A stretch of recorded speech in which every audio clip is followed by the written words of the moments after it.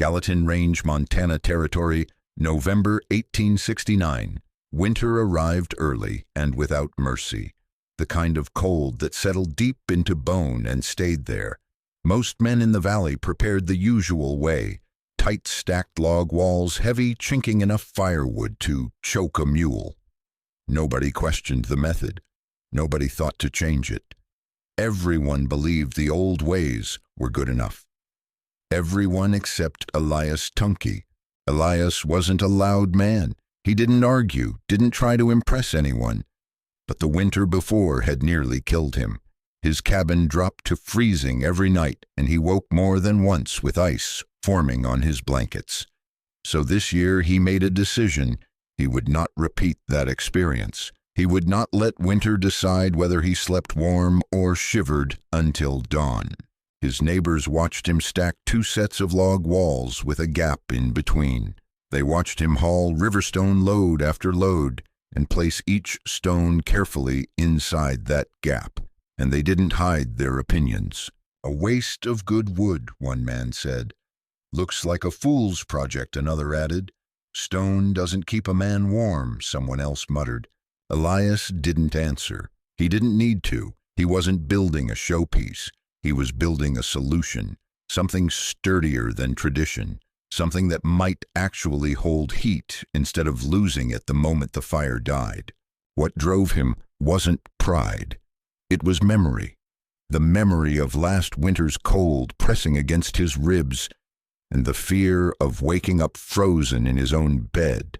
That fear pushed him to think differently, even if it meant he'd stand alone until the results proved themselves. Most men in the Gallatin Valley built their cabins the same way their fathers and grandfathers had done it. One wall of logs, mud and moss packed into the gaps, a small stove in the corner. It was fast, familiar, and good enough. But Elias Tunke had learned a hard truth. His first winter good enough wasn't actually good enough. Elias came from a mixed background, part Blackfeet by his mother, part Finnish by his father. He grew up listening to 2 kinds of wisdom. His mother taught him how the old lodges stored warmth by holding heat in heavy hides and packed earth. His father spoke of stone cottages from the old country that stayed warm long after the fire faded. Elias didn't see these as stories, he saw them as instructions. So when he looked at the standard frontier cabin, he didn't see strength. He saw shortcuts, he saw heat escaping through every joint, every drafty corner, every inch of exposed pine. He asked simple questions that made his neighbors uncomfortable. Why do our fires burn bright, but our homes cool fast? Why do we haul twice the wood when the cold gets serious? Why trust a method just because it's old? Nobody liked those questions, not because they were wrong, but because they hinted that the accepted way might be flawed. Elias wasn't trying to prove anyone wrong. He was trying to survive smarter. He believed that if you understood how heat moved, how it stored, how it escaped, you could build a cabin that worked with nature, not against it. That belief pushed him to try something the valley had never seen, a cabin built not just to trap heat for an hour, but to store it for the entire night. And that idea would soon be tested harder than anyone expected. A normal cabin in 1869 Montana was quick work. You stacked full logs, cut notches, packed mud, called it done. It kept the wind out, but not much else. When the fire died, the warmth vanished with it. Everyone accepted that cycle. Fire, warmth, cooling, repeat. All night. Every night. Elias Tunke didn't accept it. He studied how heat behaved inside his old cabin. He watched how the warm air rushed upward, how the cold pushed in at the floor, how the walls seemed to bleed heat the moment the stove went quiet. He took notes. He paid attention. And he realized something simple but important. The walls were the problem. Pine logs look solid, but they don't store heat. They warm fast and cool fast. They're strong against weather, yes, but weak at holding temperature. Elias needed something that acted differently, something that could absorb heat, hold it, and release it slowly. So his new cabin took a different shape. He built one full log wall, then stepped inward and built a second wall, leaving a gap between them. Not a thin gap, but a space wide enough to hold real weight. Neighbors thought the space was a mistake. It wasn't. Elias planned it that way. Into that space he placed stone, not by dumping it in piles, but by fitting each piece like he was building a puzzle. Tight contact, minimal gaps. Stones chosen not for looks, but for density. Where they saw wasted timber, he saw an engine of warmth. He didn't explain his reasoning. Not yet. He didn't expect anyone to understand until the results spoke for themselves. For now, he simply kept working, quiet, steady, confident that heat could be controlled if you respected how it moved. By mid-November, Elias Tunke's cabin looked strange enough that travelers slowed their horses just to stare at it. Two full log walls, 18 inches apart, rising side by side like a narrow hallway that led nowhere. People whispered, some laughed, others shook their heads. It didn't matter. Elias kept working. He hauled riverstone from the Gallatin Fork, smooth, heavy pieces shaped by centuries of water. He brought sandstone from a ridge a mile south, lighter, but better at absorbing warmth. Every stone had a purpose. Every piece filled the gap between those two walls with weight and intention. Neighbors didn't see intention. They saw waste. You're building a problem, one man said. That space will trap moisture, another warned. You'll be tearing this down by spring, someone else added. Elias didn't argue. He didn't raise his voice. Instead, he lifted another stone and set it tightly against the last. He worked like a man following a clear plan because he was. The gap wasn't an accident. It was the key. Too narrow and the walls wouldn't breathe. Too wide and heat would escape. 18 inches gave him exactly what he needed. A chamber where warm air could circulate just enough to feed the stones without creating drafts. People called it foolish. Elias called it balance. He built the stone column up to the height where people lived their lives sleeping, sitting, moving, about 7 feet. Below that, the stones warmed the floor. Above that, they stabilized the cabin's temperature. He created a wall that wasn't simply a barrier, it was a battery. By the time the roof went on, Elias had lifted more than 4 tons of stone. His hands bled. His shoulders ached. But he didn't slow down. Winter was coming fast, and he knew something the others didn't. The cold tests everything, and soon it would test his idea. Most men in the valley believed wood was all a cabin needed. It was familiar, easy to cut, easy to stack. But when it came to holding heat, wood simply didn't do the job. Elias Tunke understood this long before he laid the first stone. He had noticed something during his first winter when the fire died. The warmth disappeared almost instantly. The walls didn't give anything back. They acted like open doors the cold walked through. That bothered him. He wanted a wall that didn't just block wind. He wanted one that remembered heat. Stone could do that. Not because it was magical, but because it behaved differently than pine. A single cubic foot of dense riverstone weighed more than 5 times the same volume of wood, and weight mattered. Heavy material stores heat the same way a full water barrel stores pressure, slowly in, slowly out. Heat is simple. It moves from warm to cold. Wood warms quickly and cools quickly because it doesn't hold much energy. Stone warms slowly but releases heat for hours after the fire dies. Elias didn't need a scientist to explain it. He saw it every time he built a stone fire pit outdoors. The pit stayed warm long after the flames vanished. So he applied that same idea to his cabin walls. He wasn't trying to break tradition. He was trying to fix a problem everyone else had learned to tolerate. When you live in a place where winter decides who survives, you don't ignore solutions, even if they look strange. Elias believed something simple. If you can store heat, you can control winter. Most men depended on constant fire. Elias wanted to depend on the walls themselves, and the stones were ready to prove him right. By the time Elias Tunke finished stacking the last row of stone, the whole settlement had an opinion about his project, and none of those opinions were kind. People didn't just think he was wrong. They thought he was stubborn, reckless, and maybe even a little desperate. To them, stone walls meant trouble. They remembered fireplaces that sucked heat out of a room if you stood too close. They'd seen cold rock floors drain the warmth from a pair of boots in minutes. So when Elias filled an entire wall cavity with stone, neighbors assumed he was building a giant heat sink that would freeze him solid. One man said, "Stone steals heat, always has." Another nodded, "You'll be colder than any of us." A third added, "When the rot hits those double walls, you'll wish you'd listened." Elias heard every warning, but he didn't change course. He understood what they didn't. Cold stone steals heat, only until it reaches the same temperature as the room. After that, it begins to stabilize the cabin, not hurt it. The problem wasn't stone, it was too little stone used the wrong way. Elias had more than enough. What his neighbors called foolishness, he called math. Large thermal mass needed long, steady heating.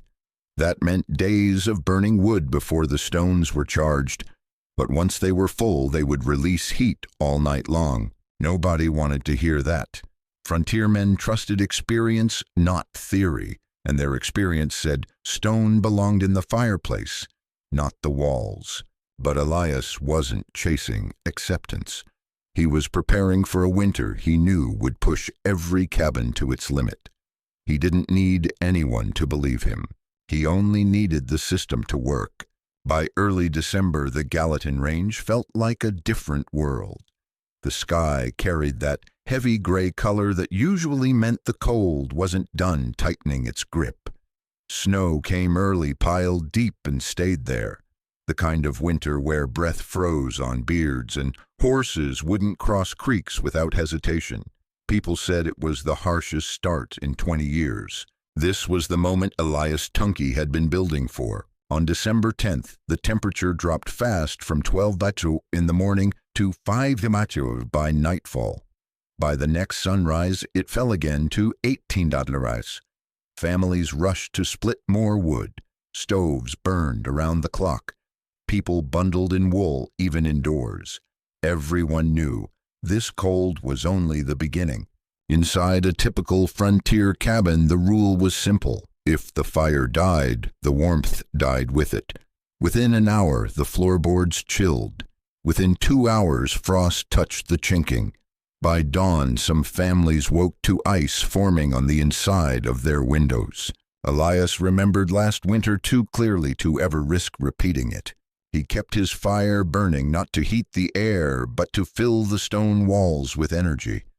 For 3 days straight, smoke lifted from his chimney, steady and unwavering. Neighbors shook their heads as they passed. "He'll run out of wood before Christmas," one said. "That stone wall is drinking up all his heat," another added. But Elias wasn't heating the air. He was charging the thermal mass. Every hour of fire pushed warmth into those stones. Every flame built up the reserve he needed. The cold snap strengthened. The valley prepared for the worst. And Elias waited, knowing the real test was coming soon when the fire finally stopped. By December 18th, the cold crossed a line everyone in the valley feared. The morning temperature reached 20 degrees, and the wind pushed it even lower. This was the type of cold that didn't just sting, it punished. It slipped through walls, crawled across floors, and settled into every cabin that wasn't ready for it. Most families did what they always did, kept the stove roaring. But even a strong fire couldn't hold back the cold forever. At the Creek family cabin, the pattern was the same each night. The fire burned hot until midnight. By 2 a.m., the warmth thinned. By 4 a.m., the floors dropped to freezing. By sunrise, their water bucket turned solid on the edges. Creek's youngest son woke one morning crying from cold in his feet. When they checked, 2 of his toes were pale and stiff, frostbite inside the cabin. Across the valley, the Thayer family had better luck, but only because they used a larger stove. Even then, their cabin sat at 40 degrees near the floor and barely touched 50 degrees near the ceiling.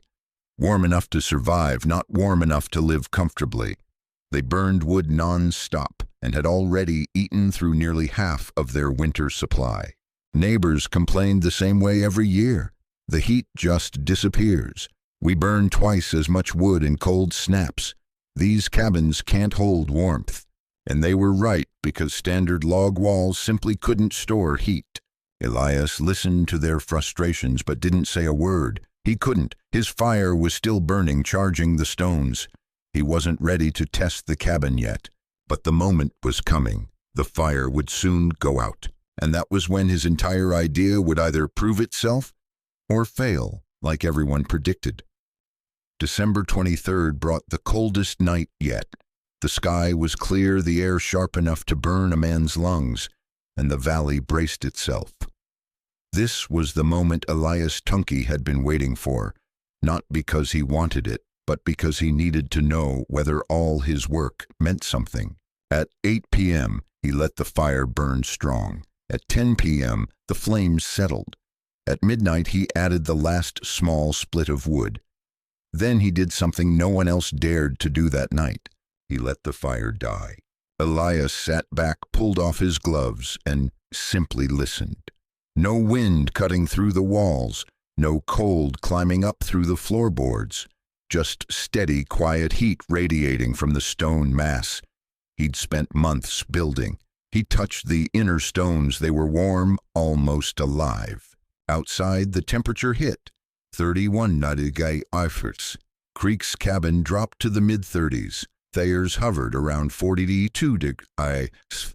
People huddled under blankets, feeding their stoves every hour to keep their homes from sinking to dangerous levels. Meanwhile, inside Elias's cabin, the thermometer read 4 hours after the fire died, it dipped only to 62 degrees. At sunrise, after nearly 8 hours without flame, the cabin still held at 50 degrees. No frost on the windows, no icy floor, no fear of waking up cold and shaking. What impressed Elias most wasn't the number, it was the consistency. The stones released warmth at a steady, predictable pace, about 2 degrees per hour. Where other cabins swung wildly between hot and cold, his held a stable line through the entire night. For the first time in his life, Elias felt what winter could be, with the right design, manageable, controlled, almost harmless. The valley wouldn't believe it until they saw it. Word travels fast in a small frontier valley, faster than a man would like when the news sounds unbelievable. By December 27th, enough rumors had spread about Elias Tunke's warm cabin that Samuel Creek showed up at dawn, hat in hand, looking half embarrassed and half frozen. Elias opened the door and a wave of warm air rolled out. Creek didn't step inside at first. He just stood there stunned. How, he finally asked. Elias didn't brag. He simply moved aside and let him enter. Creek walked slowly, touching the inner stone wall, expecting it to feel cold.